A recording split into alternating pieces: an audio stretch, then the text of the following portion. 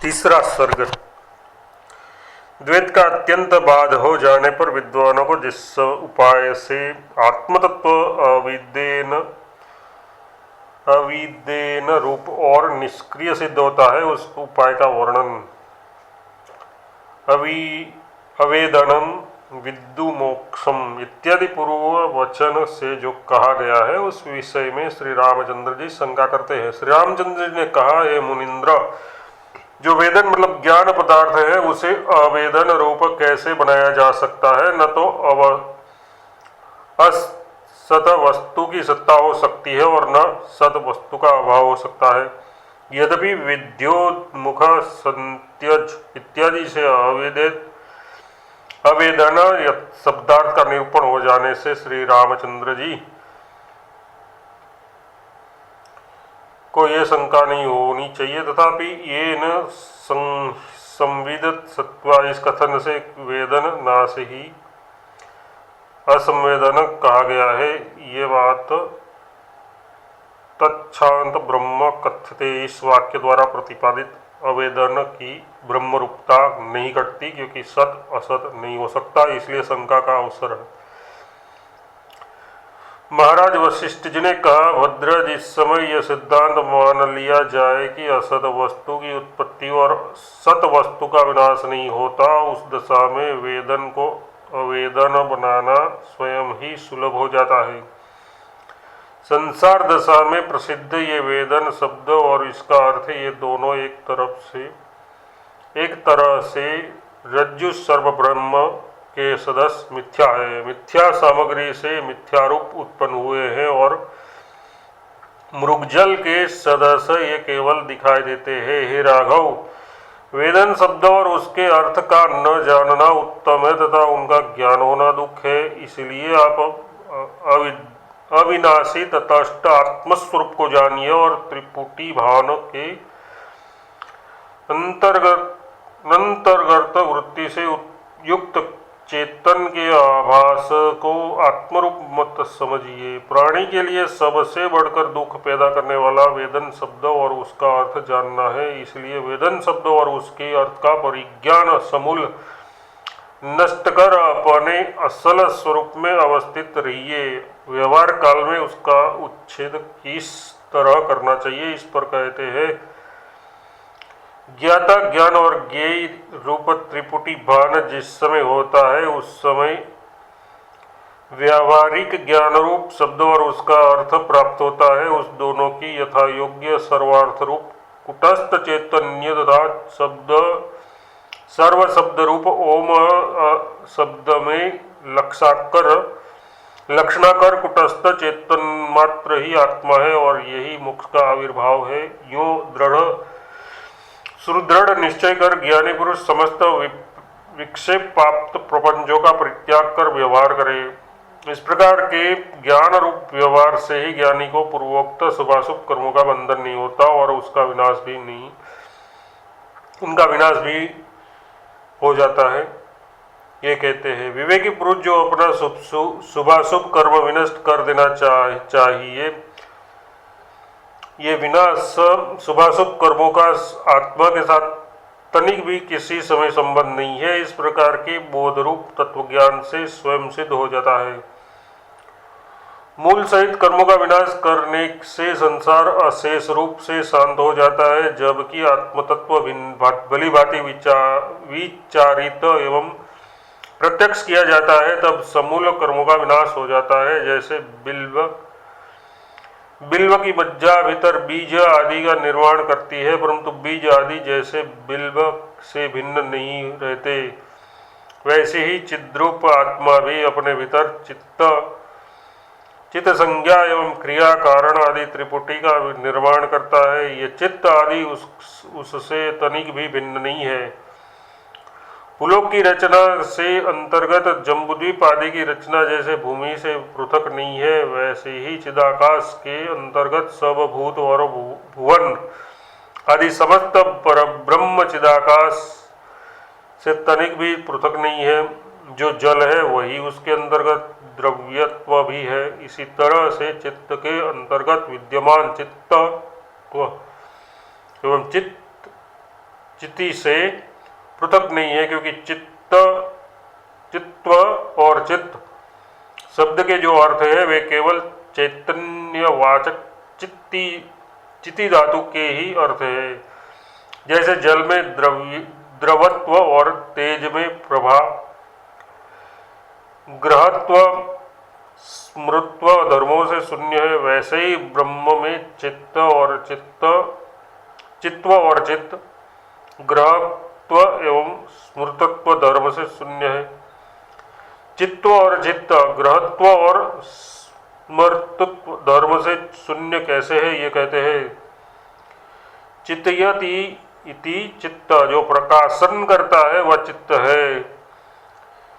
इस व्युक्ति से अर्थ का प्रकाश चित्ती का कर्म ही मालूम पड़ता है, परंतु ये कुटस्थ चैतन्य में निर्मूल ब्रह्म सिद्ध यक्ष के समान किसी कारण के बिना मिथ्या रूप ही प्रतीत होता है। इसलिए चित्ती में उसकी उत्पत्ति ही नहीं है और न उसका अस्तित्व ही है।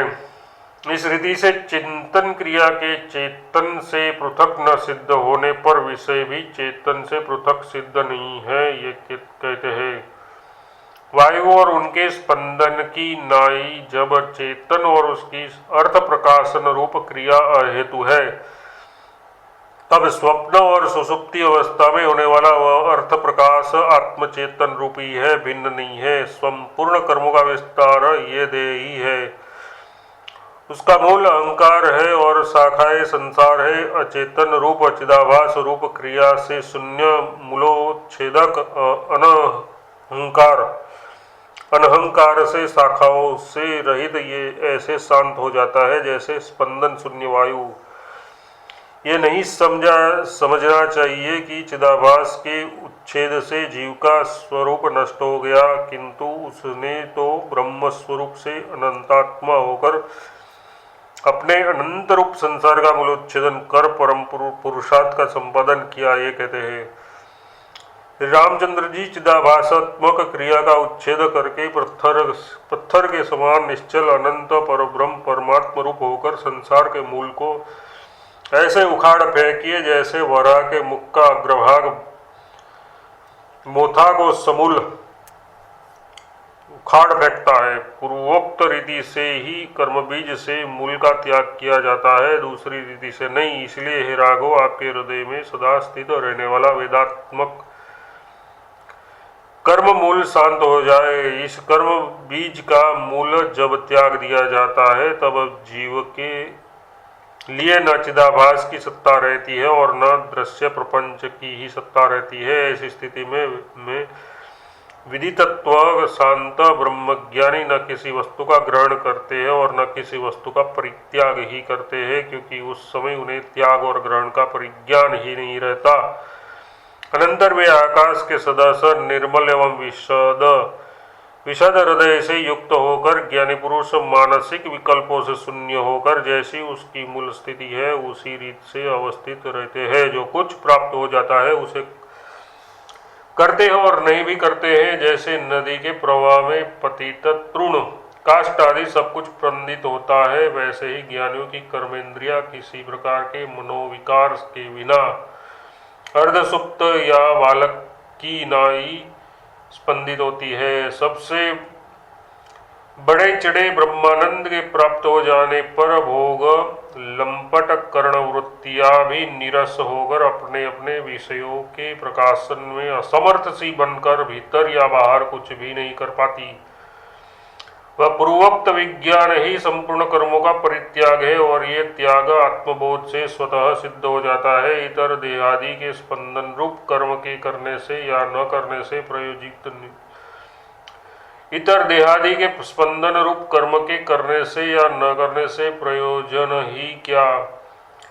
विषयों से विनिमुक्त वासनाओं से शून्य सुदृढ़ रूप से स्थित शांत एक रूप कृत और अकृत के अनुसंधान से रहित जो आवेदन है वही कर्म त्याग कहा जाता है। दीर्घ काल से भूले गए कर्मों के सदस्य विषयों का भली भांति पुनः पुनः स्मरण न होना ही कर्म त्याग कहा जाता है। वह विस्मरण निरंतर खंभे के पेट के सदस्य ठोस और एक रूप का होना चाहिए। जो मिथ्या ज्ञानी पुरुष मूल त्याग के बिना केवल इंद्रिय संयम मात्र रूप करते हैं, उन अज्ञानी पशुओं को कर्म त्याग रूप पिशाचिका खा जाती है। मूल सहित कर्म त्याग के द्वारा जो ज्ञानी शांति प्राप्त कर बैठे हैं, उन्हें यह कृतक अकृत्य कर्म से कोई मतलब नहीं रहता। पूर्वोक्त रीति से चूंकि ज्ञानी पुरुष कर्म बीज रूपी अंशों का समूल भलीभांति उच्छेदन कर निरंतर एकमात्र निर्विकल्प समाधि में स्थित रहते हैं, इसलिए वे सुख का उपयोग करते हैं। ज्ञानी पुरुष प्रारब्ध प्राप्त कार्य में कुछ प्रवृत्त हुए ऐसे दिखाई देते हैं, परंतु ये द्रोणमान शराब के नशे में उन्मत्त पुरुष के सदस्य तथा यंत्र से संचालित काष्ठ की पुतलियों से सदस्य उसके अभिमान से रहित रहते हैं। विविध विषय विलासों से परिपूर्ण मोक्ष लक्ष्मी से ज्ञानी पुरुष ऐसे अपने देह आदि के बांध को भूले रहते हैं, जैसे अत्यंत आसक्ति रूप व्यसन से साधारण पुरुष अपने देह आदि के बांध को भूले रहते हैं और किसी अनिर्वचनीय पंचम आदि भूमिकाओं में प्राप्त होकर अर्ध सुप्त एवं अर्ध प्रबुद्ध के सदस्य रहते हैं। जो मूलोच्छेद पूर्वक छोड़ा जाता है वही छोड़ा गया कहा जाता है, और जो मूलोच्छेद के बिना त्याग है वह शाखा छेदन के सदस्य ही है। मूल के छेदन के बिना केवल शाखाग्र से काटा गया कर्मरूपी वृक्ष फिर हजारों शाखा प्रशाखाओं के विस्तार से दुख के लिए बढ़ता ही रहता है। हे भद्र, पूर्वोक्त आवेदन स्वरूप से ही कर्मत्याग सिद्ध होता है, दूसरे से नहीं। इसलिए बताए गए क्रम से उसी के अभ्यास में तत्पर रहिए। श्री रामचंद्र जी, जो कोई पुरुष उस प्रकार का कर्मत्याग न कर दूसरे अत्याग रूपी त्याग को करने में प्रवृत्त रहते हैं, वे मानो गगन ताड़ने के लिए ही उद्यत रहते हैं। आत्मबोध से कर्मत्याग स्वयं ही सिद्ध हो जाता है। इच्छा रहित जीवन मुक्तों की बड़ी बड़ी आडंब पूर्ण क्रिया भी अक्रिया रूपी है, क्योंकि उनका मूलभूत बीज जल चुका है। जिसके तंतु जल चुके हैं ऐसा वस्त्र के सदस्य दिखाई दे रहा भी वास्तविक वस्त्र नहीं है। भोगासक्ति रूप रस की भावना से ही